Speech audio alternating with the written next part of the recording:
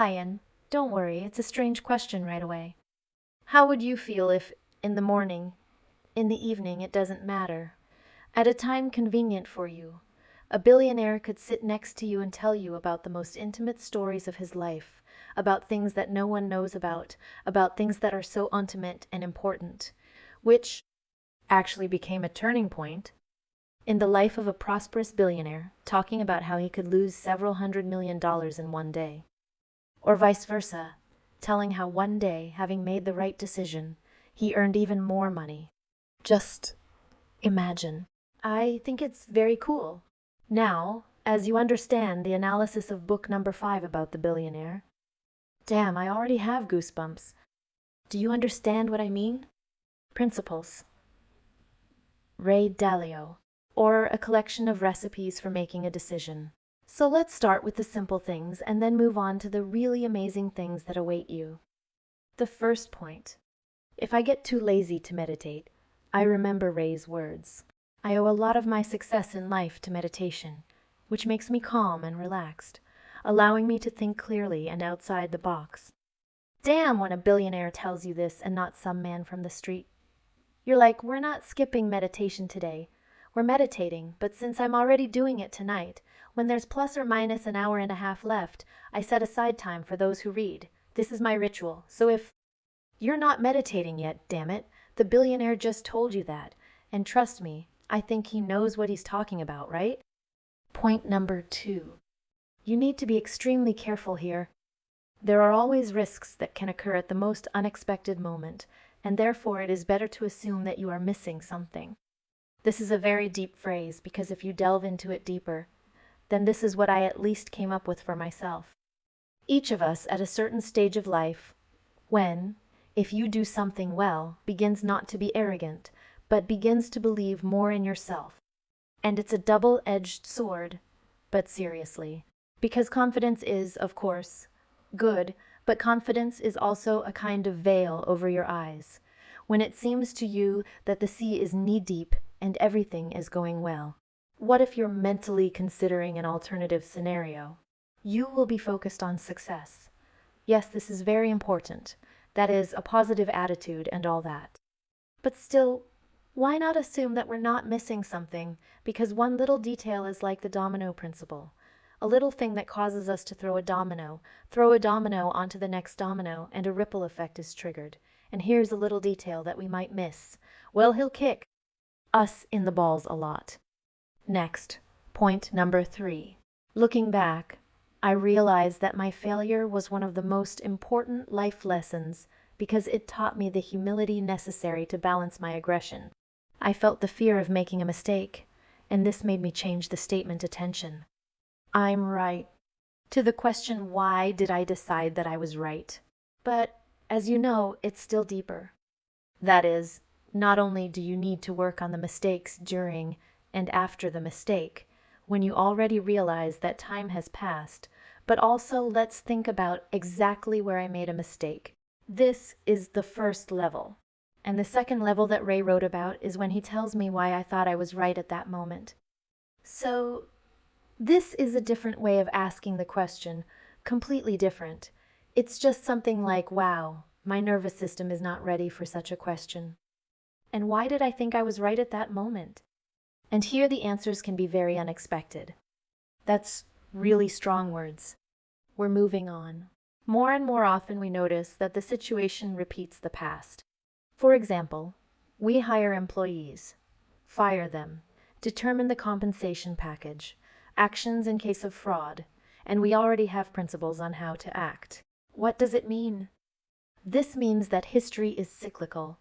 We all know this, you know it for sure, and it doesn't matter what we're talking about, politics, any historical facts from the past, or business, as in this case. But this is very important. Every day we do some kind of routine, and we need to get rid of this routine. How? For example, what I came up with, I do not know how our billionaire does in this case, but I came up with the idea that if I need to teach someone something, for example, I need a new salesperson, I could follow a primitive scenario, call him, listen to talk with, then tell him what my job is, then start teaching him, and just imagine how much time I would actually waste. That's what you think you can do. What did I do? I recorded a video in which, so to speak, it's something like a guide, it's something like an instruction when a potential person, my future employee, can look at it, answering most of the questions he has. And the questions are usually the same for everyone. What kind of job is this? What do I need to do? What not to do? How much will I earn? And so on. And you kind of have to give an answer to all these points. You can physically waste time on someone. But damn, how much energy it takes and how much extra time. I'm already 30, and I understand that time needs to be saved. Now, pay attention. It's not just a sentence, it's a paragraph. It's just a big text, but we'll stop there. But first, a little preface. So Ray writes about what he found in common among billionaires. And let me remind you that when you become a billionaire yourself, it's like other doors open in front of you. So it's like watching an interview. The journalist asks these questions based on his initial position. He's a journalist. He doesn't know much about business, so his questions will be primitive. And when you become a billionaire and understand how to make money, then you can ask the right questions to the same billionaire. And Ray, when he thought about the fact that he was already 60 years old, that he needed to transfer his post in the company to another person, decided to find out what common character traits billionaires have, and accordingly look for a person who matches these traits. And now I'm going to read all this to you and at the same time make a small digression to explain how to develop these character traits. It's funny, isn't it? I came up with a creative idea, reading. But I'm sorry, sometimes I can be dumb. They have clear cognitive maps of the process, but at the same time they seek to test these cognitive maps in real-world conditions and change the way the process is performed to make it more efficient. Tell me I'm reading, damn it, and for some reason you're so upset. Well, I know from my own experience. The book was not written very easily, by the way. It was written uncomplicatedly. There is a norm somewhere. There is a balance. But it's still not easy. It's not readable in a binge. What did I just read about billionaires? In one sentence, but it says that billionaires are fanatics. They are interested in constantly improving something effectively, because the little things combined can be a very serious advantage. So be a fan of the improvements, whatever they may be.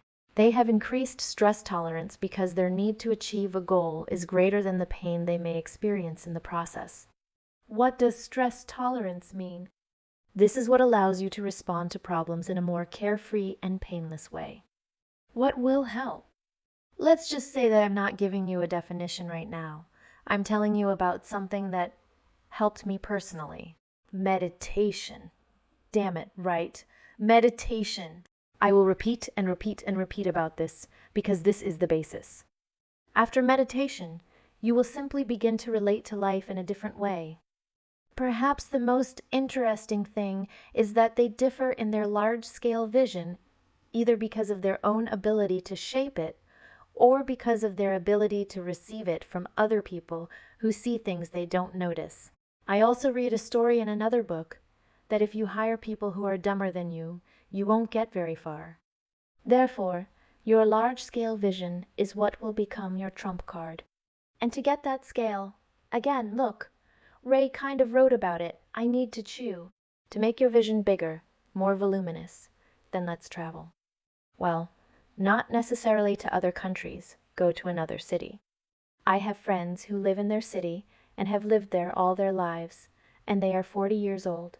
They have visited 2 cities. What? 2 cities, and I think it's, well, don't get me wrong, I think it's pretty damn simple. That's the right word, and you might be offended by my friend right now. But it's totally fucked up, so traveling is something that will somehow affect your worldview. Let's move on. They are all able to capture both the big picture and the smallest details, as well as the levels between them, and summarize the points of view gained at different levels, while most other people perceive it all discreetly. Damn, I'm not totally dumb, but I needed to memorize what it means individually. And I still don't think I even know what exactly that word means. What does it mean? Well, again, I translate, this means that you, as a person, must be a camera, have a certain zoom, because sometimes some pictures are taken in macro mode when we zoom in on something, and sometimes some pictures turn out well when we take a general plan. You're supposed to be a photographer, but how do you become one? You need to develop your left and right hemispheres. Well, you've probably heard the whole story that one hemisphere is responsible for creativity and the other for logic. And we're moving on. They have a creative, systematic, and marketing approach at the same time. Well, that's exactly what I was talking about. Develop your creative thinking.